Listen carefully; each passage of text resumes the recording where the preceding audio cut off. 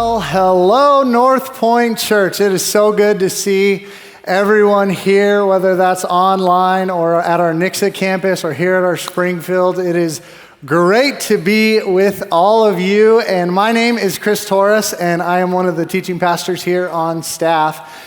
And I just got to tell you, I am really excited about another outdoor service. I don't know about you guys. I'm really excited for Nixa too, because we got offset schedules, and that means I can come hang out with you guys and still be here to hang out with everybody at Springfield. So I am pumped, and I'm even more pumped to be in a brand new series that we started last week called Cold Turkey, where we've been talking about how God gives us freedom to start, stop, whatever it is. In fact, Jeremy last week talked about how God's authority in our life, it isn't meant to keep us in bondage. It's actually meant to bring us freedom. And so this week, I'm just so excited because this has been changing my life. I want to talk to you about why you need to be set free from a life of hurry. I think it's super important. I read a story last week about a man and his wife. They entered into a dentist office, and they walked up to the dentist, and the man looked at the dentist and he said, "Sir, I've got two buddies. They're waiting outside in the car. I need you to pull this tooth fast. I don't have time to wait around for any anesthetic to kick in. I don't need anything to numb the pain. Just get the tooth out so I can go play some golf." The dentist thought to himself, well, this man's pretty brave. I've never seen anybody come in here and pull a tooth without anything at all to numb the pain. So he looked at the man. He said, "Okay, sir, well, which tooth is it?" The man looked at the dentist, and then he looked at his wife, said, "Honey, open your mouth, show him which tooth it is." Oh, hurry hurts, doesn't it? I bet it did for that guy when he got home. Listen, I'm going to be honest with you. I probably don't feel very qualified on teaching this because most of my life has been lived in a hurry. I've been in a web of busyness and just life in the fast lane and just go. A couple of weeks ago, I actually ruptured my Achilles. I'm lifting this so you can see, Nixa. But I ruptured my Achilles. And when you do that, life gets a little slower. But there was one day where I had so much hope. I was sitting there on the computer and I was making moves. I was getting things done. You ever had one of those days like that where you're just flying, you're zipping through things? I was making calls, landing stuff, connecting with people, and I got in such a hurry, I literally forgot that I had torn my Achilles. You know what I did? Stood up from my bed on both feet. I immediately hit the floor.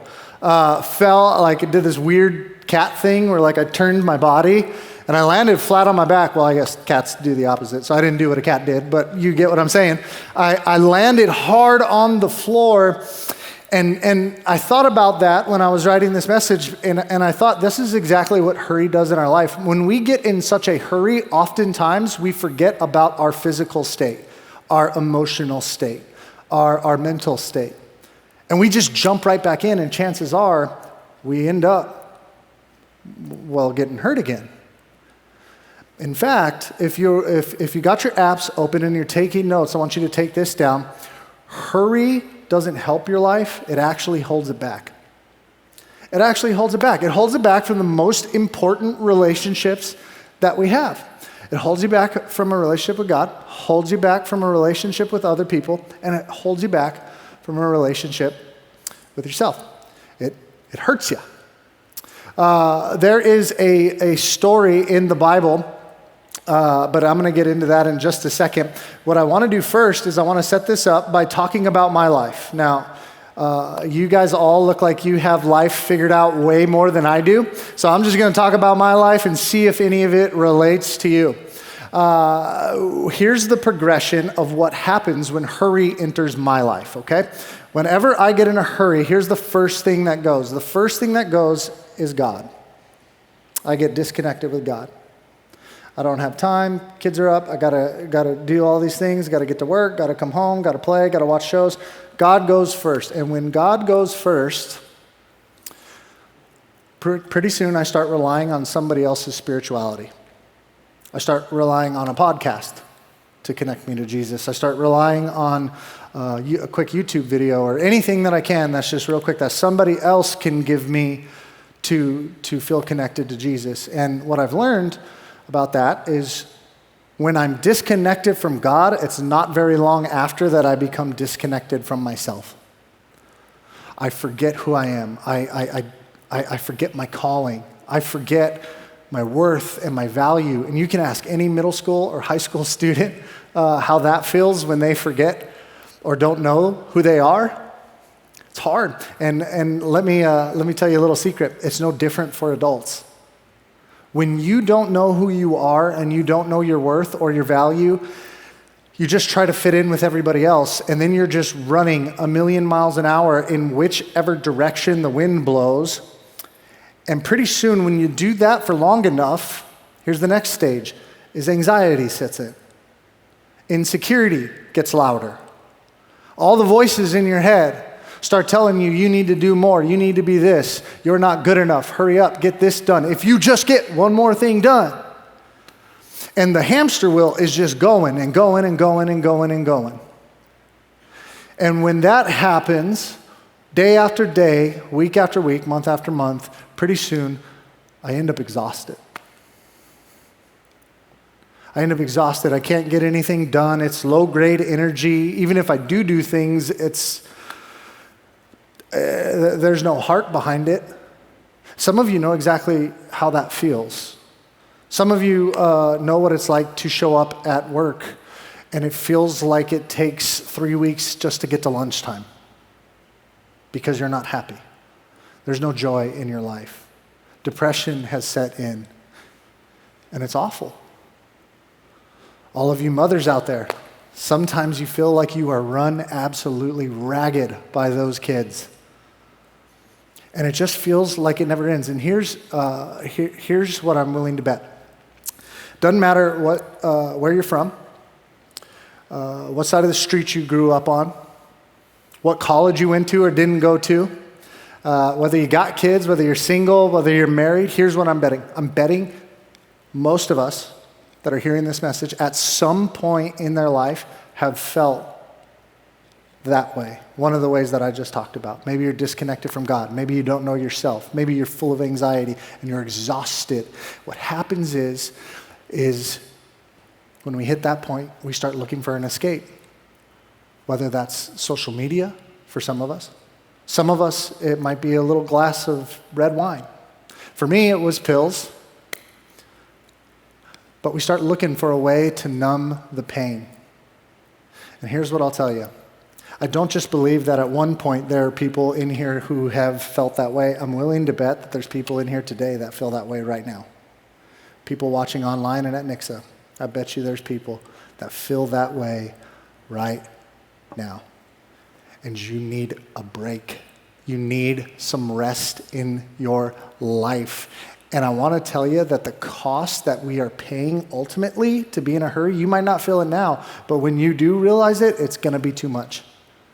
So I put a little math problem together. I'm going to put it on the screen. It's also on your app. But I want you to take a mental picture of this, okay? Hurry plus me equals hurt relationships. At the end of the day, that's the price you will pay for living a life in the fast lane. It's just what it is. You will go until all of those end up hurting. Now, I follow a guy named Jesus, okay? And if you're in here and you got questions about Jesus, that's awesome. I'm glad you're here. I respect where you're at right now. But let me tell you why I follow him. I follow him because there was historically a man named Jesus 2,000 years ago who walked the earth, and he predicted that he would die and then told people he would rise again. And then he did it. And I don't know anybody else who's done that. So I just go with whatever he says, okay? So, and he told a story about how one time he was asked by an interpreter of the law to give him the answer of what is the most important of all the Jewish 613 laws. Jesus said this. He said, love the Lord your God with all your heart, all your soul, all your mind, and your strength. And likewise, the second is love your neighbor as yourself. It's interesting, though, there's three people in that story that Jesus talks about, and I want to ask you a quick question. It's very rhetorical, so don't shout out the answer, Nixa. Number one is this. Can you love God with all your heart, all your soul, all your mind, all your strength when you're in a hurry? I think that's going to be hard. Can you love your neighbor when you're in a hurry? But Jesus didn't end it there. He said, you love your neighbor as yourself. The truth is you're not going to be able to love your neighbor until you love yourself. And most of us have been in such a hurry that we don't do that. I'm telling you, this is important. And the Bible actually has a word. It has a word for something that hurts and breaks relationship. The Bible calls it sin. The Bible says that the effects of sin is a broken relationship with God, and it's a broken relationship with people, and that it ultimately breaks the relationship that you have with yourself. And this is exactly what hurry does. There's a famous psychologist, he said that hurry isn't of the devil, it is the devil. Because it pulls you away from the most important thing. So then I asked myself this question. I said, why is it then, if this does this much damage, if this is this important in my life, then why is it that I keep doing it? Maybe you've asked that same question. You keep landing your life in such a busy, frantic state. Here's two thoughts I had, okay? First off is this, is if we stay busy, we feel important, right? If you can keep your calendar loaded with all those pretty little colors, our worth and our validation comes from our checklists, how much we can get done in a day. Think about it this way. When was the last time you've asked somebody what they had planned for the week, and their response was, oh, dude, man, lots of time to linger. Just nothing really going on. Lots of feeling really good, just centered, at peace. Lots of chill time. What's up? It's probably haven't happened. You know why? Because if we can't keep pushing, if we can't keep moving forward, if we can't stay busy, then that means we have to sit still. And when you sit still, you have to sit with yourself. And sometimes we've been so busy that we don't know ourselves, so now we're sitting with a stranger. And that's awkward. And so we don't like awkward situations, so we push through to distract ourselves, to keep us from realizing how awkward it is. And I noticed something that when I was reading in Psalms the other day, Psalms 46:10, God is speaking, and he says, be still and know that I am God. Now, I've read that verse 100 times, and I can't tell you, this just jumped out of the page to me. I never noticed that being still and knowing God are directly connected. And being still and being in a hurry are polar opposites. You can't do both at the same time. And honestly, the problem isn't more time, because if I had more time, I'd probably just fill it with more things, more purple slots on my calendar. The problem, this is my second thought on why I stay in a hurry. The problem is actually bondage. That's it. It's bondage. It's captivity. It's exactly what Jeremy was teaching about last week. Bondage, what it does is captivity is something that is keeping you against your will, holding you back from doing something, okay? What I'm proposing to you is that there are things in our life that creep in that we may or may not even be aware of it, okay? Let's take your smartphones, okay? I read a study. Smartphone says, the study said about smartphones, people who own them, that they will touch their phone 2,617 times a day. That's a lot of that. And anything that can control my finger that much, I would say it's got a little bit of hold on my life. And the reason it has a hold on my life is because it was designed to do that. Creators of like Facebook and Instagram, they're coming out now and they're swinging the other way, talking about how when these things were created, they actually worked with psychologists and they studied your brain. And they used this thing called social validation loop. where if they can get you through little clicks, little hits of dopamine, little shots of feel good every time you click, they can keep you coming back small bits at a time, which over time adds up to a huge chunk of time. And we look at that as a benefit. I say it's bondage, and we pay for it. We're not the customer, we're the product. We're paying them to distract our lives in little bits. And listen, I'm not at all saying this. I'm not saying we gotta go back to the telegram or anything like that. All I'm saying is that we should pay attention and recognize the things in our lives that are keeping us in bondage. And for some of us, we don't even realize it. Right? We don't recognize the bondage we're in because we've been manipulated otherwise. We just don't even catch it. You know, I lived in Los Angeles for a little bit, and there I got to do work in inner city. I got to work with all kinds of different ministries and doing different stuff, and it was awesome. And I often got to work with victims of human trafficking. Now, if you don't know what that is, it's, sometimes people end up on the streets doing things for money. And what's interesting about that, though, is a lot of the girls that I met, they were very grateful and wanted to be rescued, but then there were some that weren't. And the ones that weren't, when I would talk to them, it's because they didn't see the bondage they were in. They didn't understand because they had been taught to think otherwise. Here's what I'm submitting is that culture has taught us otherwise. It's told us it's okay. And when a device like that is in an arm reach away, it's no wonder we can't pay attention long enough to pray or to sit with God. It's no wonder. You know, actually, talking about your attention span, in the year 2000, they studied the length of time of the human attention span, and it was 12 seconds. Since then, since Facebook, YouTube, all of these different things have come out, it's decreased to 8 seconds long. Now, if you're sitting there and you're like, well, that's not that bad, actually. Well, let me just tell you what has an attention span of 9 seconds. Goldfish. Yeah, let that sit in. We are losing to goldfish, and we are working tirelessly to pay to do that. It's bondage. I don't know how you see it, but there's a man, his name was Solomon. In the Bible, he was the son of a king, and the Bible talks about him, calls him the wisest man to ever live. Because of that, he accumulated a lot of stuff, had everything in the world. I want to read to you what he had to say about it. He says this, "But as I looked at everything I had worked so hard to accomplish, it was all so meaningless. It was like chasing the wind." Most of the things that occupy most of my time, if I sit and evaluate it, they're meaningless. And the price that we pay,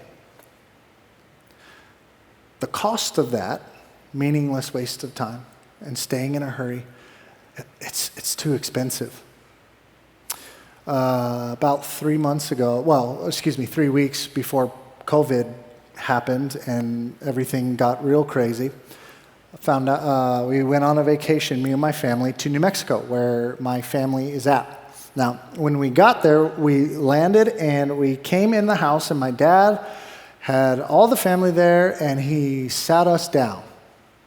Just quick news flash, if you don't know, whenever dad sets you down, it's probably not going to be good news. So my dad tells us that he has stage 4 cancer.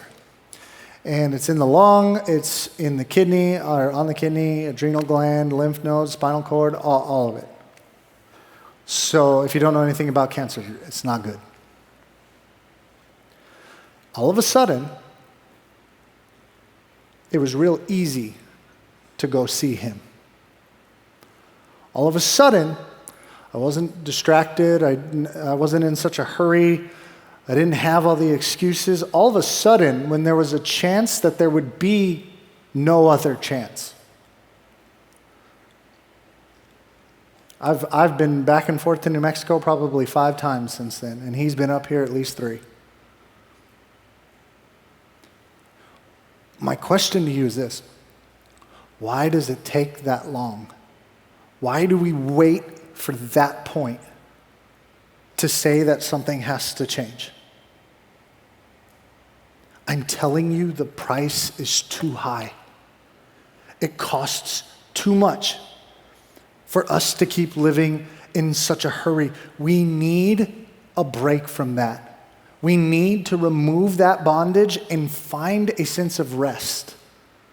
I want to talk to you about that today. The guy that I follow, Jesus, he had a conversation with some people that were really fatigued and really tired.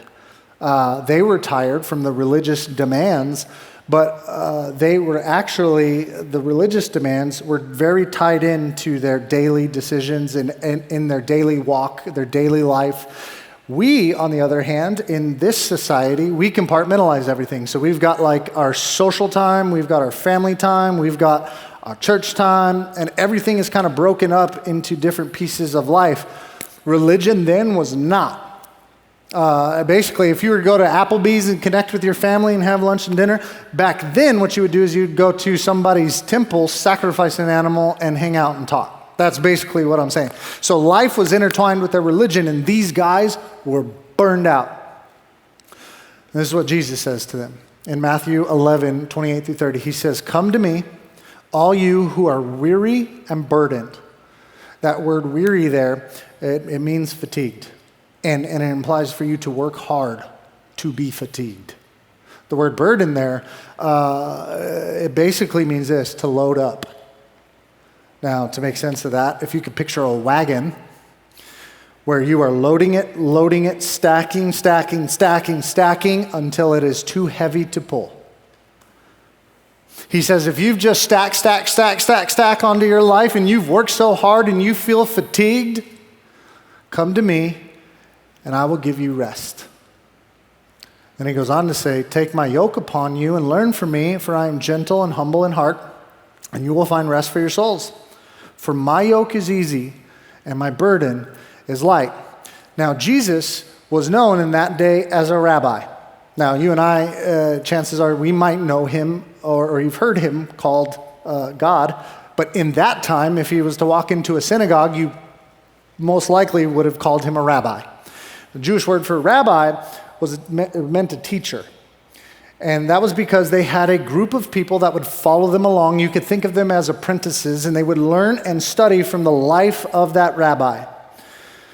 And what Jesus says is, he says, take my yoke upon you. Now, rabbis had yokes. A yoke was simply something, it was basically an idiom of how that rabbi or that teacher interpreted the Jewish law or the Torah. And then how they would apply it to their life. So as an apprentice, you're watching them live out the life in the way that they interpret the law. But it also was a real device. A yoke was a real device that was used for farming. It would link two oxen together so that they were able to carry together the load that was being pulled. They would shoulder the load together. And this is what Jesus is saying. He's saying that when you do life with me, come and follow me. When you walk at my pace, when I help you to shoulder the load, the yoke is going to be easy and your burden is going to be light. So what made Jesus different from every other rabbi was not that he had a yoke, it was that his yoke was easy. And the stack and the pace of life was light. It wasn't bone crushing. It wasn't going to tear them down. And so what I want to do is I want to give you 3 things that I've been able to implement in my life that are biblical principles that Jesus walked out in his, that have been able to help me to come to Jesus in that way, to find and receive the rest he has for me. And I hope that it would be helpful for you. But while Jesus says it's easy, that his yoke is easy, I can tell you it's uncomfortable. That when you go to do these 3 things, it's going to be very hard because it goes against every fiber of our society. It's so challenging to the way we live life, okay? You ready? Here's 3 things you can do to find rest. First is silence, then solitude, and then a Sabbath. I'll break them all down. Silence, first off, when we see Jesus in all of the Gospels, Matthew, Mark, Luke, and John, whenever there was miracles happening or demons being casted out, most of the time when there was a giant audience, either shortly before or shortly after, Jesus withdrew to a quiet place. He would often withdraw to these quiet places. There were actually little huts outside the city, oftentimes by water, where they would go and they would sit in silence and hear the voice of the Father. Now that's really hard for us to do. It's really hard to sit in silence when your AirPods are right there, or Netflix is on, or that hamster wheel is spinning.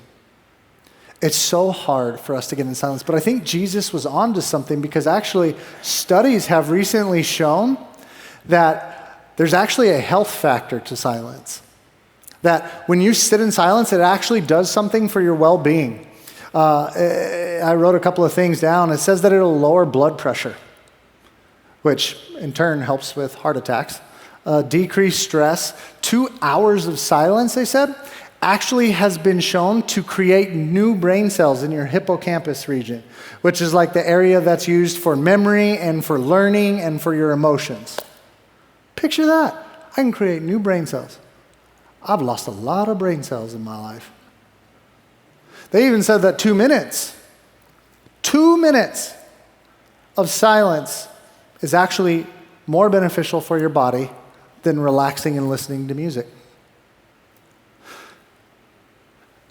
Jesus says that silence, while it's hard, is actually really good for you. So when was the last time you've just sat in silence without any distraction? We usually wait until things are crashing and burning. Second thing is this, and this is probably why it's hard to sit in silence, is you got to find a place of solitude. Now, real quick, I want to define that for you. Solitude is not isolation, okay? Isolation is different than solitude. Here's how. Solitude is not a withdraw out of fear. It's a draw near on purpose, okay? So it's I am taking my time and I am separate. Basically this, isolation is when you're unhealthy. Solitude is when you're healthy. And here's what's funny. They both end up at the same place, alone. So why not take the healthier route to get there? Solitude is when you are able to spend some time alone, away from the noise, where you can sit still long enough to hear the voice of God, where you can decompress because it's silent, let all the noise out, don't turn the radio on, don't turn the phone on. Sometimes, for some of you, that may mean a hike. For some of you, that may mean parking down the street because your house is bonkers and you have little kids. And you might just need to sit down the street for a little bit. Maybe you have a room where you can go to and just sit in silence. Even watch the sunset or the sunrise. Just sit and watch and be. You know what's interesting is when that happens, whenever I've done that, as anxious as it feels, as much as I feel like I gotta go and grab something and do something, whenever I do that, I'm able to take a breath and breathe and come back to the present. Because hurry runs in two directions. It will run me so far into my past that it'll tell me I'll never make it and I'm a failure, or it'll run me so far into my future that it'll tell me I'm gonna fail and I'll never make it. But when I can breathe and be still and just sit with the Father, distraction free, I'm able to come back to the now, to right now, to being me. And it's absolutely critical for our health that we do this. Because you can either be forced to end up in this spot, or we can choose to make it a daily practice. Third thing is this is Sabbath. We have to implement a Sabbath. Now, what's a Sabbath? Well, a Sabbath basically is a day of rest, okay? In the beginning, God created. That's what we see in Genesis 1. God created the heaven and the stars, and he created the lands, created animals, fish in the sea, everything. And on the seventh day, he worked for 6 days, and on the seventh day, he rested, okay? That's where we get this from. The word Sabbath in the Hebrew is the word Shabbat, and it literally means this. It means to stop. Isn't that interesting? To stop. To stop everything. Stop the distraction, stop the noise, stop working. Hello. Stop. But it also has a second meaning. It also means to delight. So it's not just to stop everything, it's to stop everything so that you can delight in the Lord. That you could find time to be thankful, to look around. Oftentimes we're in such a hurry to get the next best thing that we forget about what we have. And we don't take any delight in it. We don't take time to stop and look at the birds, to watch just cars pass by or listen to the breeze blowing. We don't slow down long enough. So he says, stop and delight. And what's very fascinating is this, is in creation, God blessed three things. The creator of all of the entire universe created everything, but he blessed three. Ready? The creator of the universe, he blessed animals.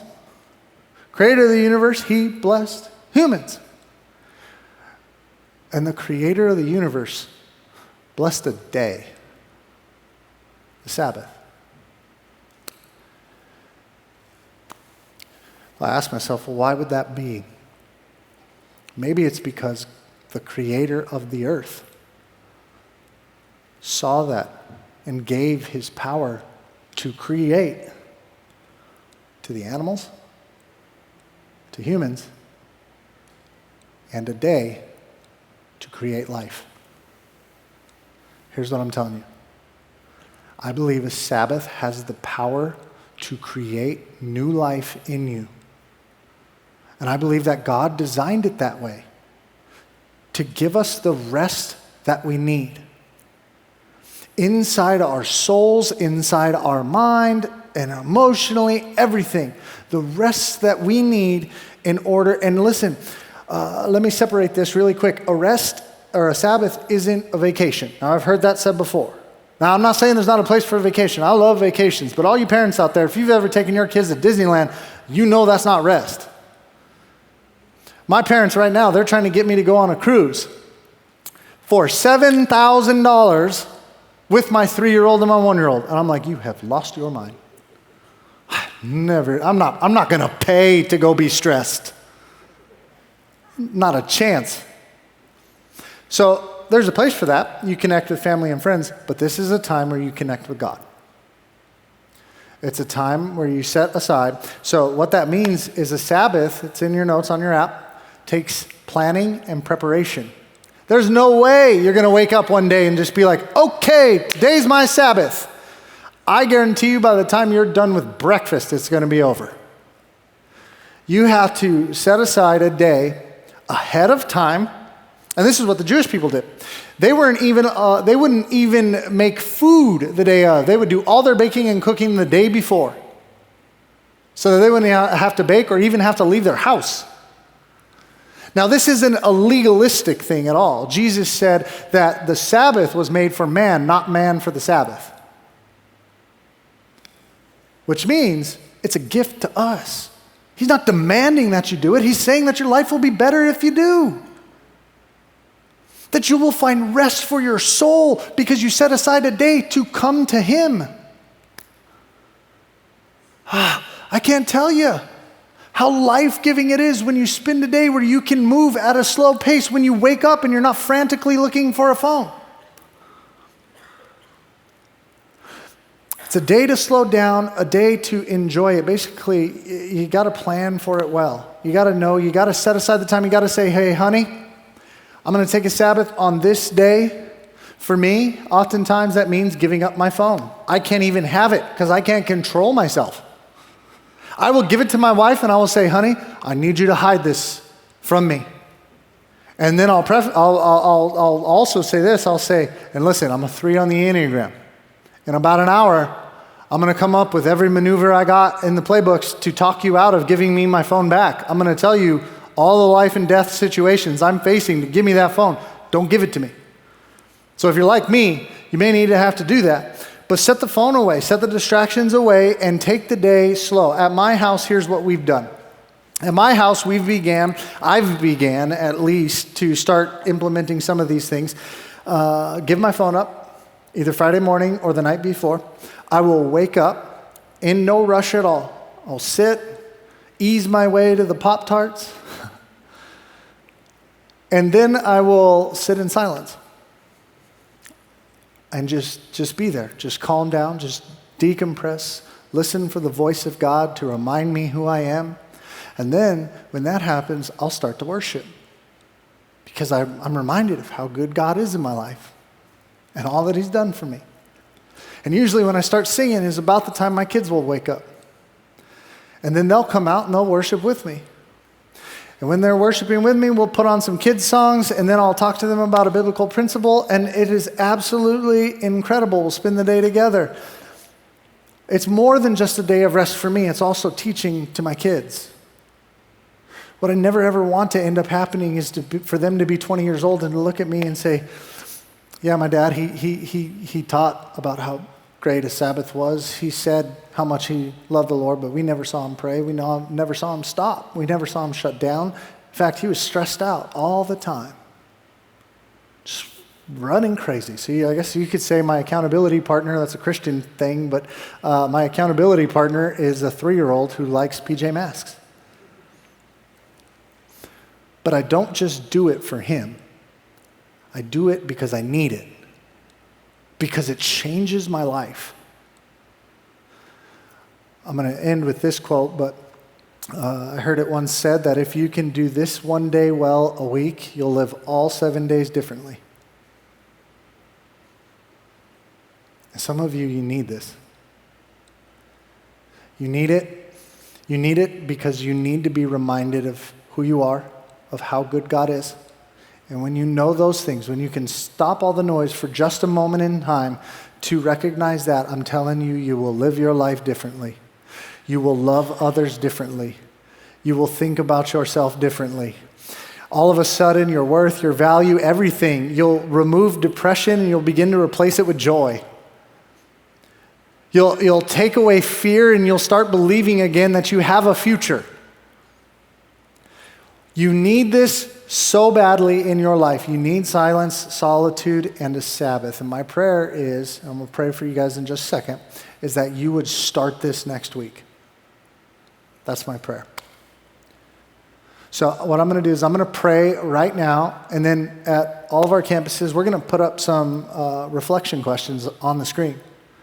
Don't be in a hurry to leave. In fact, I would love it if you guys would take some time. If you came with somebody, great. Love it if you'd share it with them. But if you came alone, cool. Take it and reflect on these questions and ask yourself when you can do these things in your life. Okay?